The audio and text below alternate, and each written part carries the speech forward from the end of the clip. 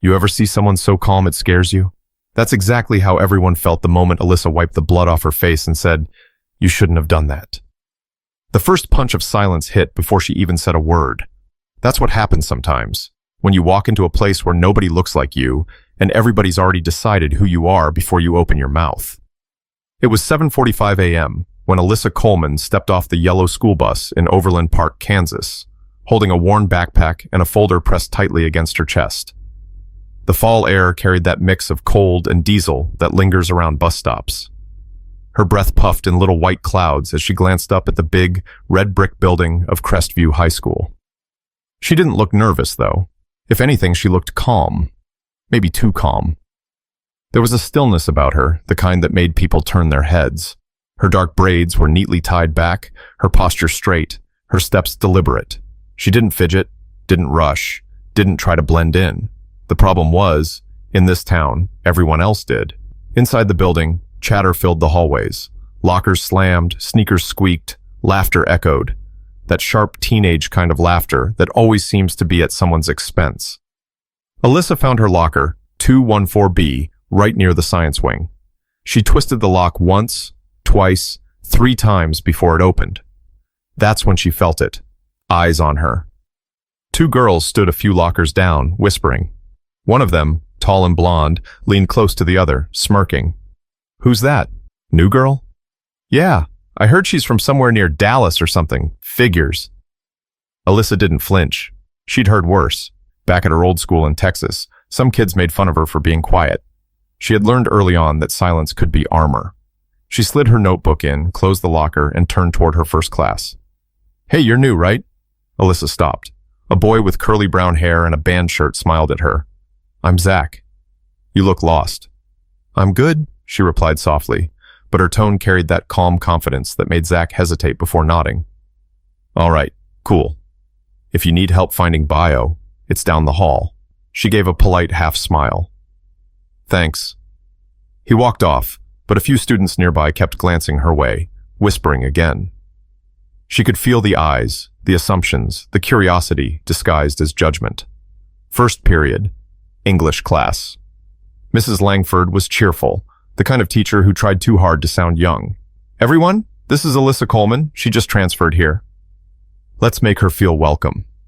A few kids mumbled, "Hey," without looking up. One of them, the same tall blonde girl from earlier, Brianna Lewis, tilted her head with a smirk. "Welcome to Crestview," she said, voice dripping with something that didn't sound like welcome at all. Alyssa simply nodded and took her seat in the second row. As the lesson went on, she barely spoke, but she listened to everything. Her focus was sharp. When Mrs. Langford called on her to read a passage, her voice was clear, confident, and slightly accented, a soft southern rhythm. The room went quiet for a second. That was the moment Brianna leaned toward her friend and whispered loud enough for people to hear, "Guess we got ourselves a little country girl." A few laughs followed. Alyssa paused, met Brianna's gaze, and said plainly, "You done?" That stopped the laughter, just for a second. Mrs. Langford cleared her throat, trying to keep control of the class, but Alyssa didn't look embarrassed. She looked steady, almost unbothered. After class, she gathered her things slowly, while most of the students rushed out. When she finally walked through the hallway again, a group of seniors brushed past her shoulder, one muttering, "Watch where you're going." She didn't respond. She'd learned that sometimes silence cuts deeper than any comeback, but silence also builds pressure, and soon that pressure would explode. But little did they know, the quiet girl they were mocking had a strength none of them were ready to see. By day 3, Alyssa already knew which hallways were safe to walk through and which ones weren't. Some places just had that energy. Too loud, too crowded, too many eyes. She preferred the art hallway. It was quieter there, smelled faintly of paint and pencil shavings, and most people didn't care who you were as long as you stayed out of their space. But even there, whispers followed her like shadows. Between classes, she caught snatches of conversation as she walked by. "Yeah, that's her. The new girl. She doesn't talk to anyone. Probably thinks she's better than us." She wanted to roll her eyes, but she didn't. That's what they wanted. A reaction. Instead, she adjusted her backpack strap and kept moving. During lunch that day, she sat alone at the end of a long table. The cafeteria smelled like tater tots and disinfectant. All around her, voices blended into a constant roar of laughter, gossip, and phone screens lighting up with new posts. Alyssa ate quietly. Peanut butter sandwich, apple slices, and a bottle of water. She didn't scroll through her phone like everyone else. She just watched. That's when Brianna showed up again. This time with her two closest friends, Jenna Price and Logan Carter. Brianna carried a tray stacked with fries, nuggets, and an oversized iced tea. She looked like she owned the place, the kind of girl whose name everyone knew before they even met her. Well, eating all by yourself? Brianna said, dropping her tray across from Alyssa. Alyssa didn't look up. I'm fine where I am. Oh, I don't doubt that, Brianna smirked. Just surprised you're not sitting with, your people.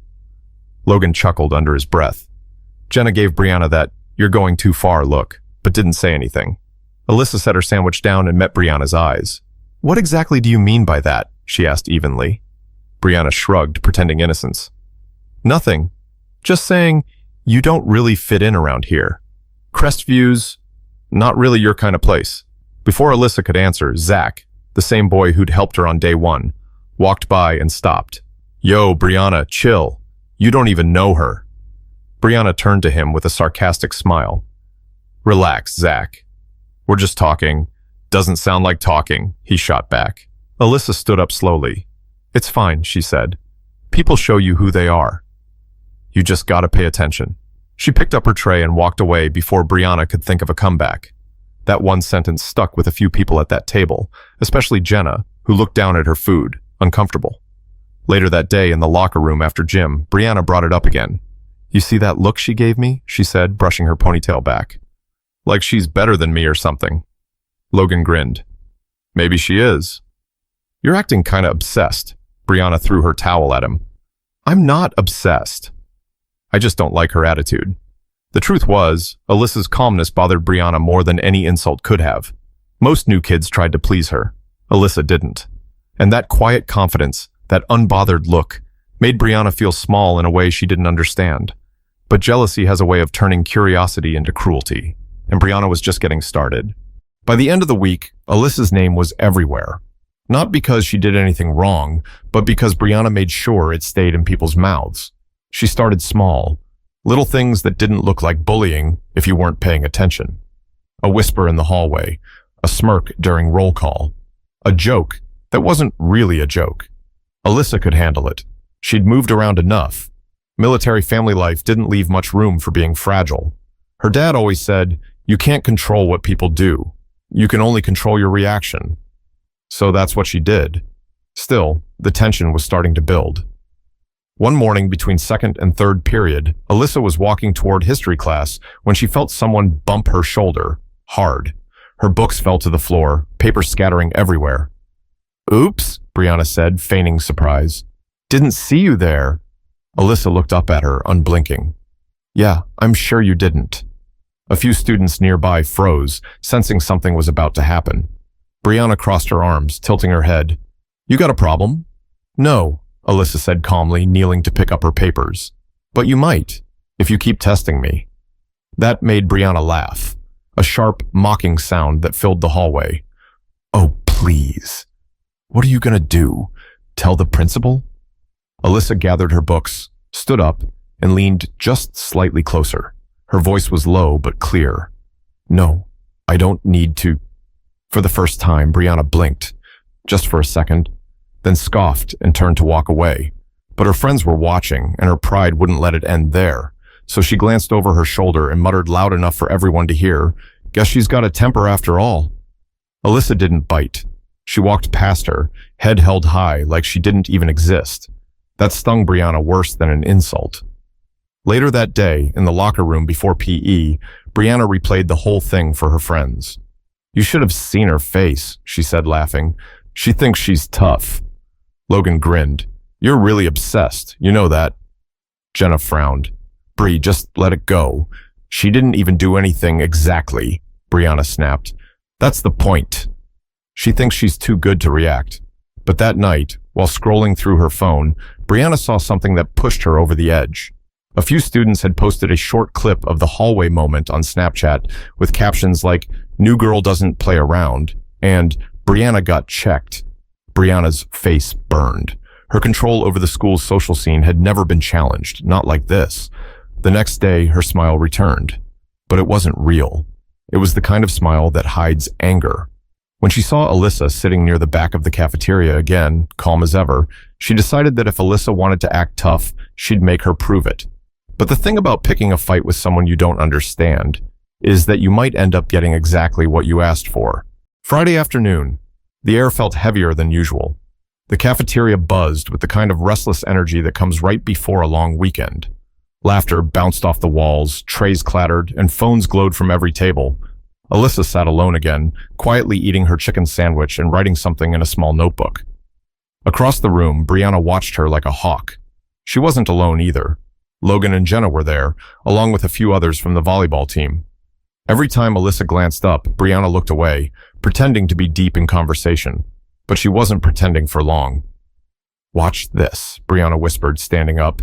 She strutted across the cafeteria, tray in hand, that fake smile confidence plastered on her face. Her friends watched, half curious, half worried.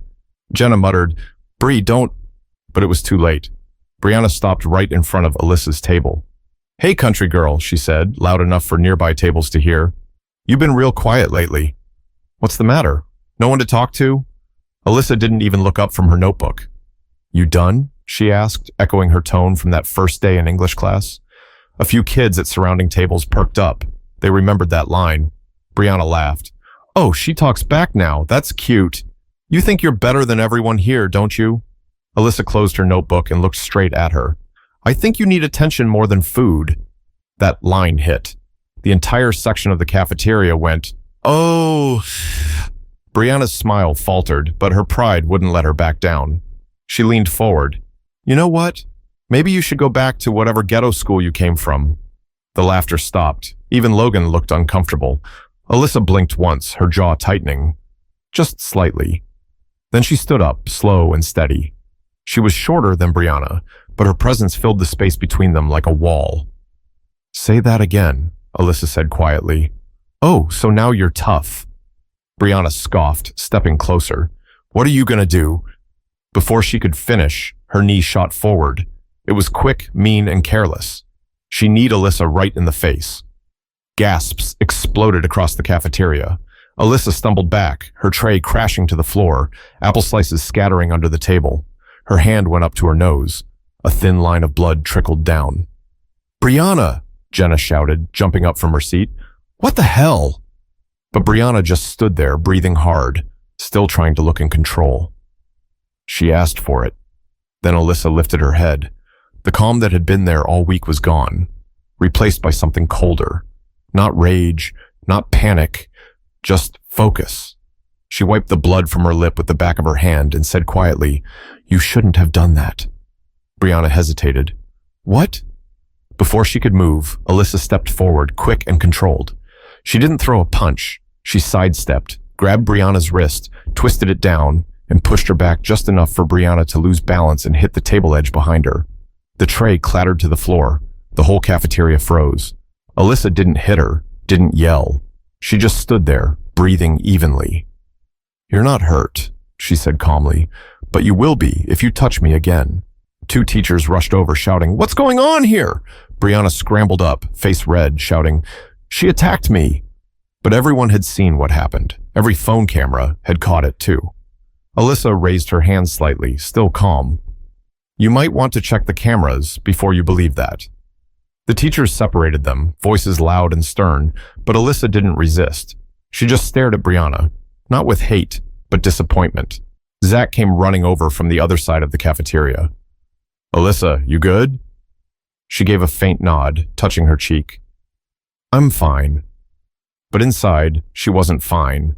Not because of the hit, but because she knew what would come next. Rumors, stories, people twisting what they saw. As she walked out of the cafeteria with the teachers, the entire room buzzed with energy. Phones were already out. Someone whispered, "Yo, she flipped her." Another said, "She's dangerous." But the truth was, Alyssa hadn't even started to defend herself. Not really. The principal's office smelled like coffee and old carpet. Alyssa sat in the chair closest to the window, a folded tissue pressed against her nose.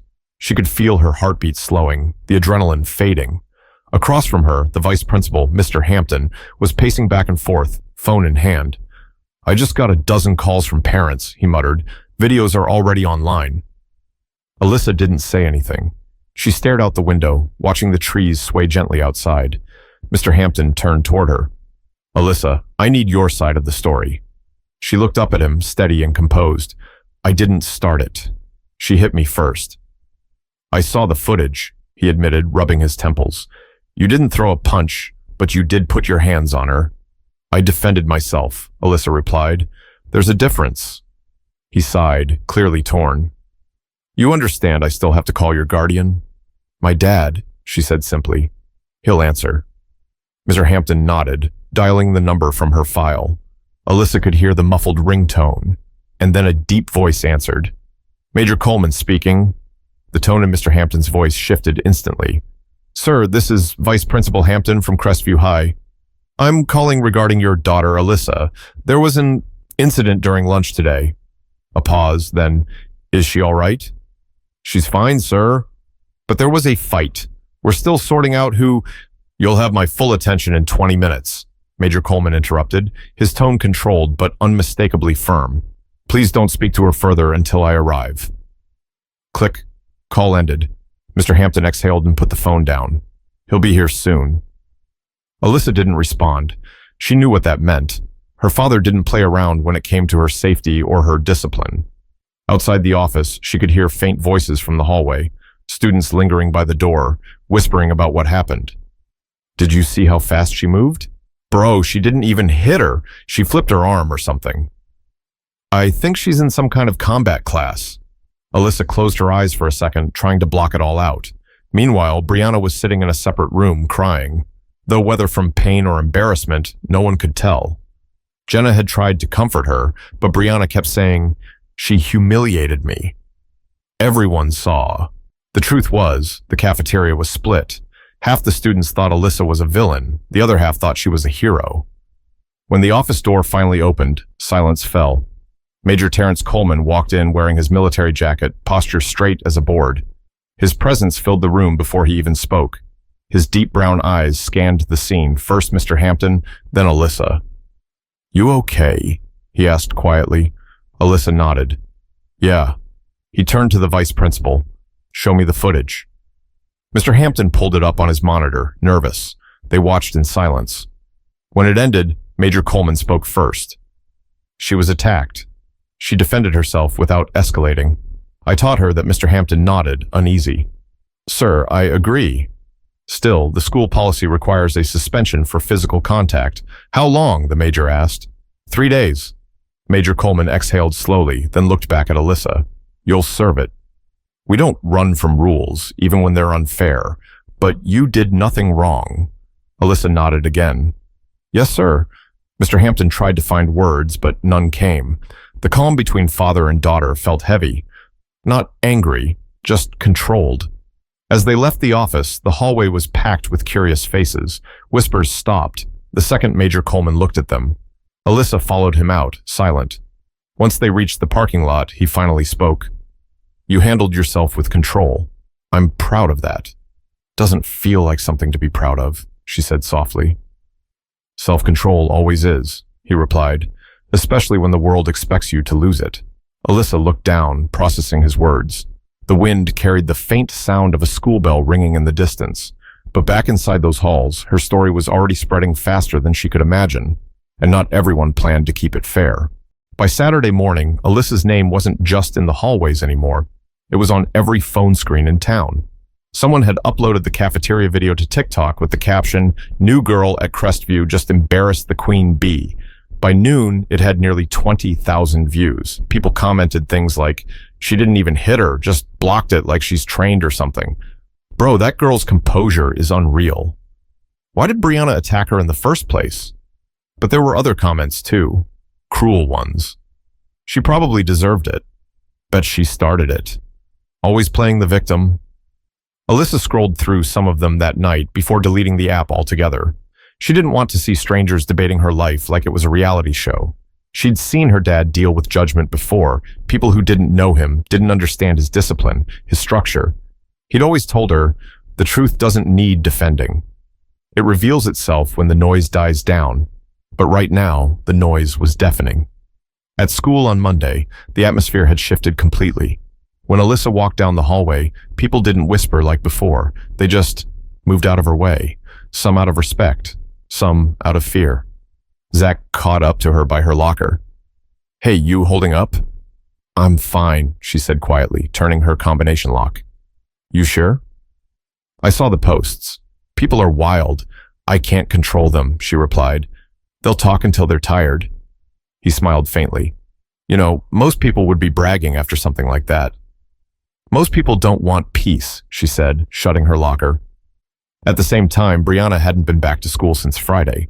Rumor was her parents were furious, not just about the fight, but about the video. Her mom had even called the school board demanding the clip be taken down. But once something hits the internet, it's out of anyone's control. In the teacher's lounge, they were talking about it too. Some said Alyssa should have walked away. Others said the school handled it wrong. The principal called an assembly to address school culture, but everyone knew who it was really about. During that assembly, students sat in rows, whispering until the lights dimmed. The principal spoke about kindness and respect, but most weren't listening. They were watching Alyssa, her face calm, eyes forward, hands folded in her lap. Afterward, a few kids she barely knew came up to her. "Hey, that video? You were right to defend yourself. Don't let them mess with you again." I wish I could stay that calm. She didn't know how to respond to any of it. Compliments felt strange when they came from people who hadn't even said hello before. By the end of the day, she found Jenna, Brianna's quieter friend, waiting by her locker. "Hey," Jenna said softly. Alyssa turned. "Hey, I just wanted to say, I'm sorry for everything." I should have stopped her before it got that far. Alyssa studied her for a moment. "You didn't hit me." "I still stood there," Jenna said, eyes down. "That's almost the same." There was a pause. Alyssa's voice softened. "Sometimes people stay quiet because they're scared. Just don't stay quiet next time." Jenna nodded, visibly relieved. "I won't." When Jenna walked away, Alyssa leaned against her locker, exhaling slowly. For the first time in days, she felt a small flicker of peace. But peace didn't last long, because just as she stepped outside that afternoon, she saw a black SUV pull into the parking lot. Her father stepped out, but he wasn't alone. Walking beside him was a woman in a sharp gray suit carrying a folder. Zach, standing nearby, whispered, "Who's that?" Alyssa didn't answer. She already knew. That wasn't just any visitor. That was someone from the District Board of Education. But what they came to say would change how everyone saw Alyssa and Brianna forever. The next morning, Crestview High felt different. Teachers were on edge, the hall monitors looked busier than usual, and whispers about the meeting had already started spreading before first period. Alyssa arrived quietly, head down, backpack slung over one shoulder. She wasn't nervous, but she knew the day would be long. Mr. Hampton had called her father the night before, asking them both to come in early to discuss the next steps. When she walked into the main office, her father was already there, standing tall beside the woman from the day before, the one in the gray suit. She introduced herself with a firm handshake. "I'm Dr. Marlene Ortiz from the district," she said warmly. "Alyssa, I wanted to meet you personally." Alyssa nodded. "Yes, ma'am." Dr. Ortiz smiled faintly, then turned to Mr. Hampton and Principal Reeves. "I've reviewed the footage. I've read both students' statements. What I see is one girl provoking, assaulting, and another exercising restraint." Principal Reeves shifted in his chair, looking uncomfortable. "Yes, ma'am. But you understand, district policy doesn't differentiate between self-defense and physical retaliation." Dr. Ortiz crossed her arms. "Maybe that's part of the problem." Major Coleman's deep voice broke the silence. "My daughter didn't come here looking for trouble, but she won't run from it when someone brings it to her. That's not aggression. That's survival." Alyssa sat quietly listening. She wasn't used to her father speaking like this outside of home. He wasn't angry, but his words carried weight. Dr. Ortiz nodded. "I agree. And I think Crestview needs to think seriously about how it supports students who look different, sound different, or come from somewhere else." Mr. Hampton cleared his throat. "To be fair, ma'am, Most of the students here don't mean harm. It's just intent doesn't erase impact, Dr. Ortiz interrupted softly. Let's not excuse cruelty because it was popular. Alyssa glanced at her father, who gave her a reassuring nod. After a long pause, Dr. Ortiz turned to the principal. I recommend Alyssa's suspension be cleared from her record. She acted responsibly, and I'll be scheduling a district-led assembly on peer accountability and diversity. Principal Reeves hesitated but nodded. Understood. The meeting wrapped up quietly. As they stood to leave, Dr. Ortiz looked at Alyssa and said, You showed grace in a situation that could have gone much worse. That's rare. Don't lose that outside. In the hallway, students were pretending not to stare. When Alyssa and her father walked past, voices lowered, eyes followed. She heard one kid whisper, That's her dad, the military guy. Another said, Guess she really is trained. Her father caught one of those whispers and stopped. He turned toward the group of students watching and said calmly, Being trained isn't about fighting. It's about control. Remember that. The hallway went quiet. They stepped outside into the cool afternoon air. Alyssa exhaled slowly, the first time she'd felt her shoulders relax in days. You didn't have to defend me like that, she said. Yes, I did, her father replied, but you defended yourself first. That's what matters. Alyssa looked down, kicking a small pebble on the sidewalk. It still feels unfair. It is, he said, but fairness isn't promised. What matters is what you do next. She thought about that. All the eyes, the whispers, the comments. She couldn't control any of it. But maybe, just maybe, she could change how people saw her story. That afternoon, as her father drove her home, Alyssa stared out the window and saw Brianna walking on the sidewalk with her mom. Their eyes met for half a second. And Alyssa could tell. The girl who had once smirked at her now looked small. Not angry, just lost. But sometimes, facing your mistake hurts more than any fight, and Brianna was about to find that out herself. The following week felt strange. Not quiet, not chaotic, just different. The same hallways that once felt heavy with judgment now felt lighter. People greeted Alyssa more, even if awkwardly. Some smiled, some nodded, some still looked away. She didn't need their approval, but she noticed the shift. She was back in English class, the same one where Brianna had mocked her voice on her first day. Mrs. Langford was talking about character development in stories, how people change when they face consequences. Alyssa almost smiled at that. The timing was too perfect. When the bell rang, most students rushed out, but Brianna stayed behind, fidgeting with her backpack strap. Her once perfect posture looked smaller now. She waited until the room was empty before walking over. Alyssa, she said quietly. Alyssa didn't turn right away. Yeah? I wanted to say I'm sorry. The words were stiff but real. I shouldn't have done what I did. Any of it, Alyssa finally looked at her. Why now? Brianna hesitated. Because after everything, the video, my parents, the school, I realized I've been acting like I own people, and I don't even know why. I guess I felt threatened by someone who didn't need to try so hard. For the first time, Alyssa saw the girl behind the attitude, the pressure, the insecurity, the fear of losing control.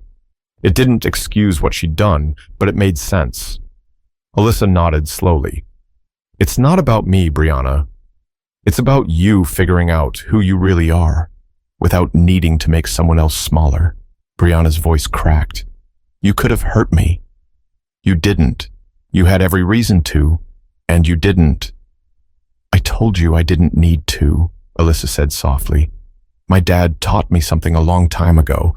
Power isn't what you use to hurt people. It's what you control when you could. Brianna's eyes watered, and she gave a small nod. I get it now. Alyssa didn't smile, but her tone softened. Good. Just do better. Brianna turned to leave, but before she walked out, she paused. You're stronger than anyone here thinks. I know, Alyssa replied. That afternoon, Alyssa walked outside alone. The Kansas sky stretched wide and blue above her, the kind of sky that makes you feel small but steady. She breathed in the crisp air and felt something she hadn't felt since arriving at Crestview. Peace. Not the quiet kind that hides pain, but the kind that grows after standing your ground. As she walked toward the bus, Zach caught up with her. So, you really just forgave her? I didn't say I forgave her, Alyssa said. I just don't carry what isn't mine. He smiled. You're different, you know that? I've been told. The bus doors opened with a hiss.